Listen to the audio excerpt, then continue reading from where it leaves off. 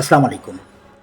Fascist Awami League পতনের জন্য বাংলাদেশের সকল শ্রেণীর মানুষ কাজ করেছে।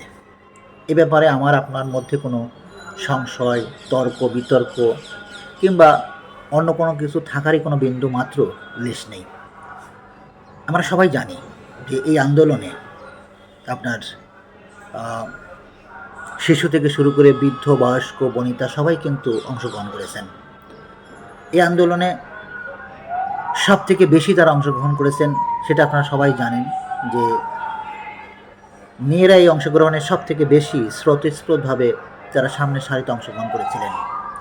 যেটা বিভিন্ন পর্যালোচনা করে যেটা আমরা দেখতে পাই, আমাদের বিগত আন্দোলন সংগ্রামেও এরকম নারীদের অংশগ্রহণ আমরা ইতিহাস থেকে দেখতে পাই না।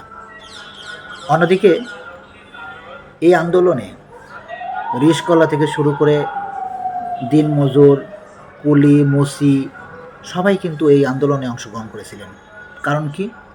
কারণ একটাই, সেটা হচ্ছে ১৬-১৭ বছর এদেশের এই মানুষগুলি ফ্যাসিস্ট আওয়ামী লীগ সরকার থেকে শোষিত হয়েছেন, নিষ্পেষিত হয়েছেন, অত্যাচারিত হয়েছিলেন। এই কারণেই কিন্তু আপামর সকল শ্রেণীর মানুষ এই আন্দোলনে অংশগ্রহণ করেছিলেন। সুতরাং এই জায়গায় কোনো একজন ব্যক্তি, কোনো দল তারা যদি মনে করে যে তাদের শুধুমাত্র অংশগ্রহণের মাধ্যমে এই বিপ্লব সংগঠিত হয়েছে, এইটা আসলে যিনি চিন্তা করবেন তিনি অত্যন্ত ভুল চিন্তা করবেন। এইটা আসলে কোনোভাবেই কেউই এটা বিশ্বাস করবে না।